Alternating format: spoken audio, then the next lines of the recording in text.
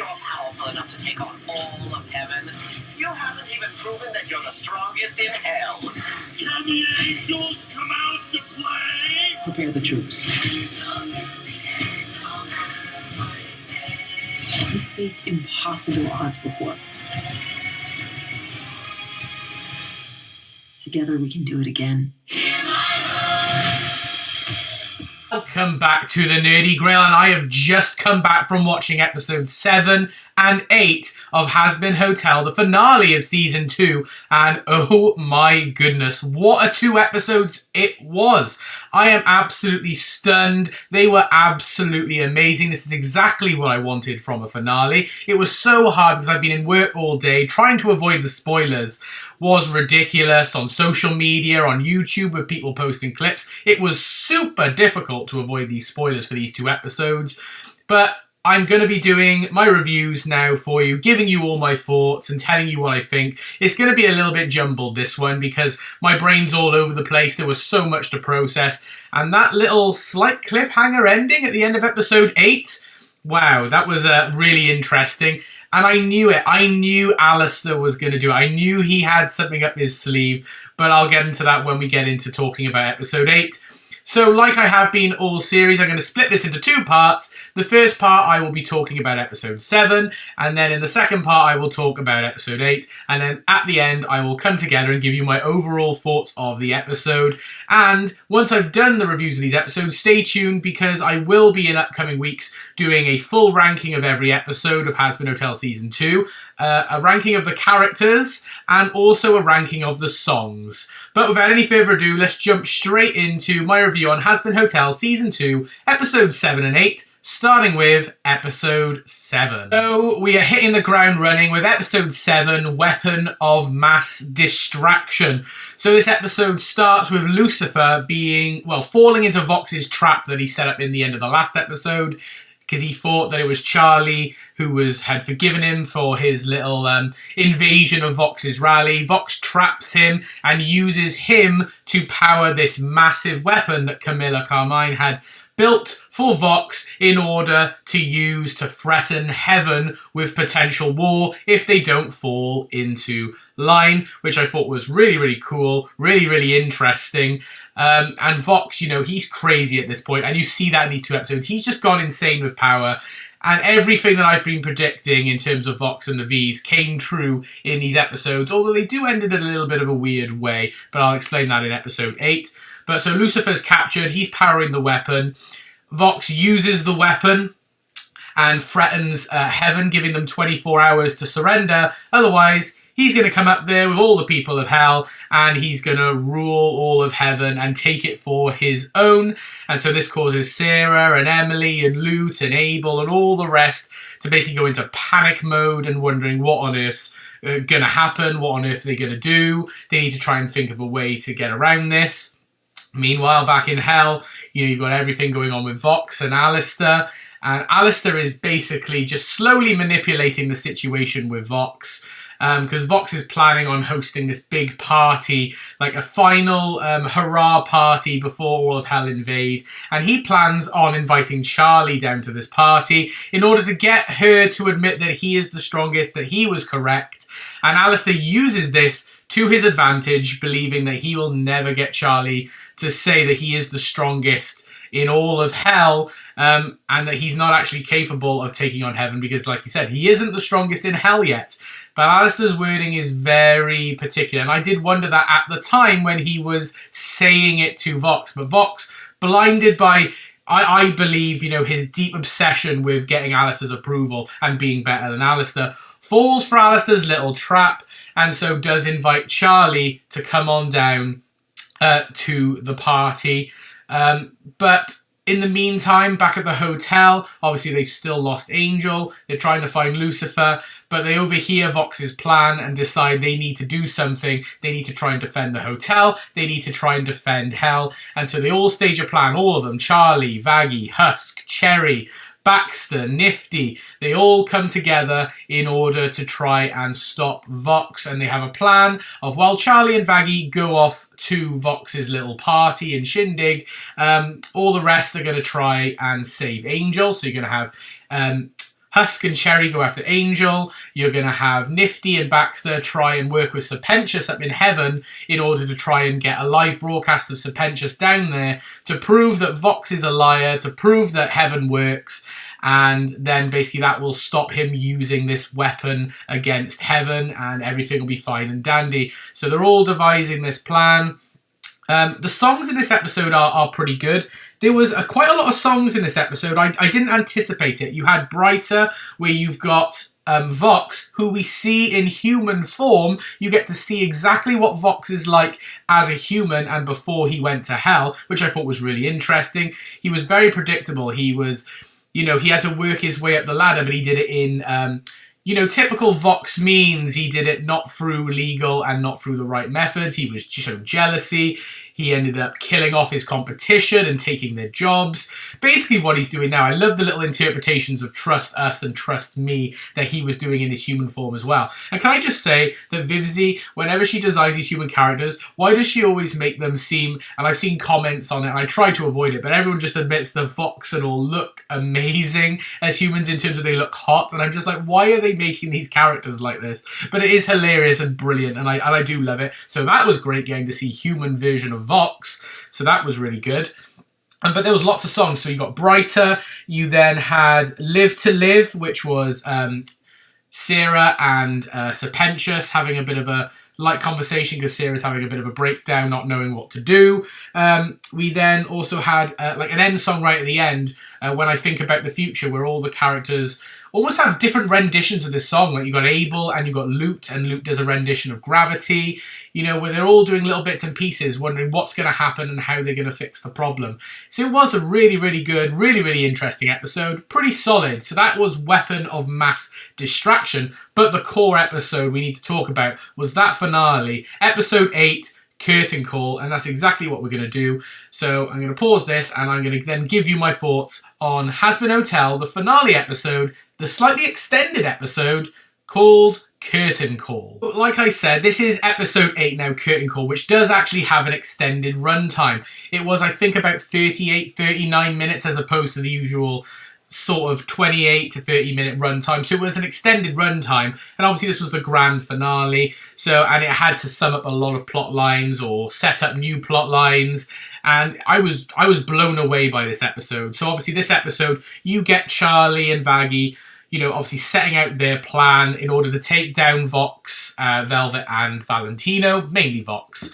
But they go to the party. They go to Vox's grand get together, and obviously Vox tries to manipulate the situation. He tries to make Charlie look bad, showing her all her failings, but their plan's underway. So you got Husk and Cherry who have gone into Valentino's room, his section in V Tower, to go look for Angel. You've got Nifty and Baxter who are going in to try and link up the servers up down in hell to link them up to heaven so that Baxter and Serpentius can portray and project Serpentius onto the screens to prove that Vox is a liar. It starts going quite well, and Baxter's able to hack into everything, and it does seem like Charlie might actually be able to prove Vox is a liar. But obviously things don't go fully according to plan. And Vox tries to manipulate the situation again and regains control and humiliates Charlie. All the while, he is slowly pissing off Velvet and Valentino more and more, and they finally have had enough with him in this episode. Val storms off, which allows Husk and co to be able to slip past them because Vox ignores Valentino. He puts Charlie next to Val, and that really annoys Valentino. Alistair's loving it, by the way, the whole while. While Vox thinks he's got the upper hand and has humiliated Charlie by interrupting the broadcast because he's able to send Velvet down to have a bit of a one-on-one with Nifty and Baxter. So distracting them from setting up the broadcast while Val goes and takes on Husk and Cherry Bomb, against Angel Dust. Alistair steps in.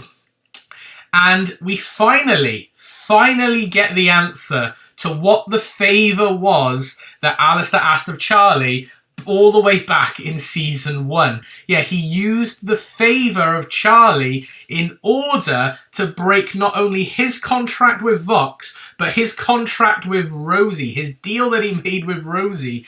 So he was able to get his staff fixed and be free of Vox, all in the easiest fashion possible. But it was such a good reveal and definitely redeemed Alistair this season. Alistair in this episode was fantastic. I adored Alistair. He was amazing. But what he did was he was able to get Charlie through his favour to tell Vox live to the whole of hell that Vox is the strongest sinner in all of hell.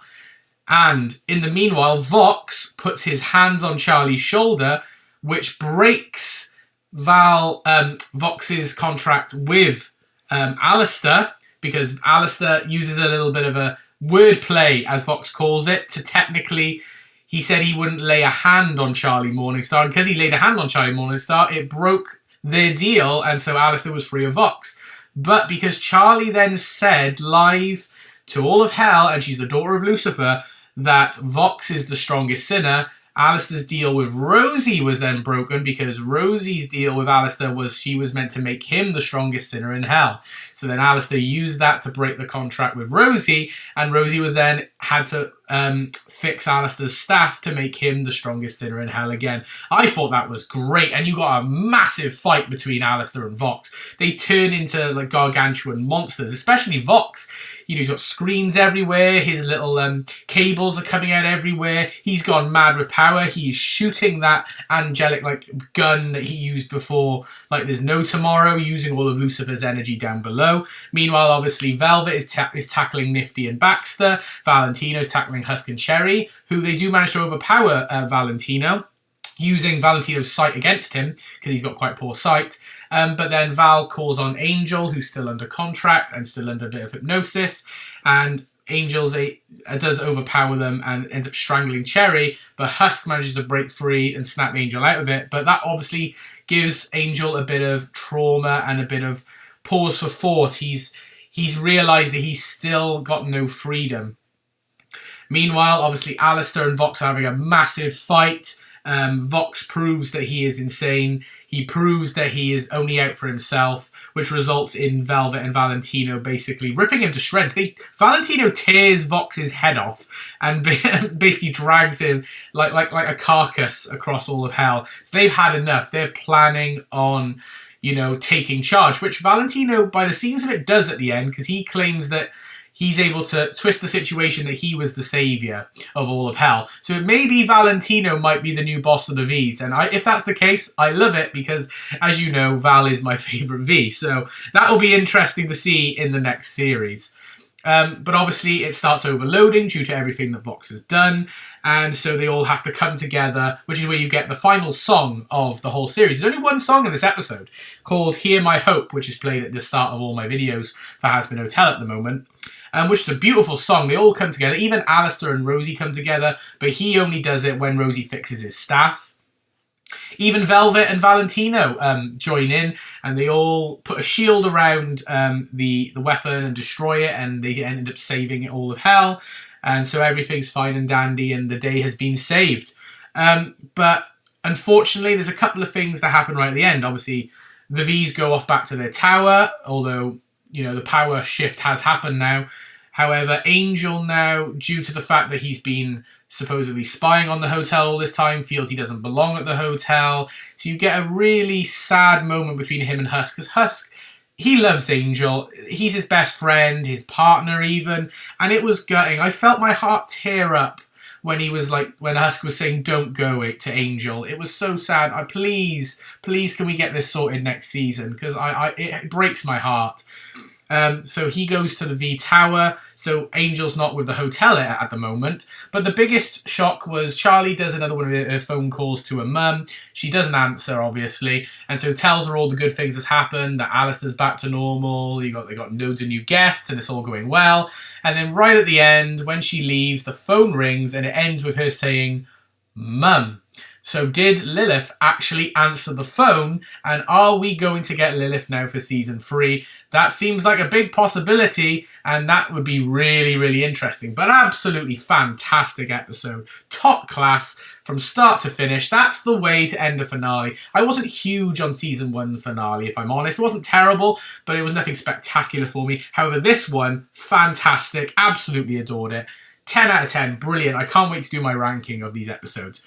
But that was episode 8, so now I'm going to come together and I'm going to give you my final thoughts on these 2 episodes as a whole. And that is it for Hazbin Hotel Season 2. The season has actually come to an end, and I can't believe how quick it's been. And what a season it has been. We've had some major ups and we've had some major downs, but what a way to end the series. I'm really looking forward to seeing what comes in the future.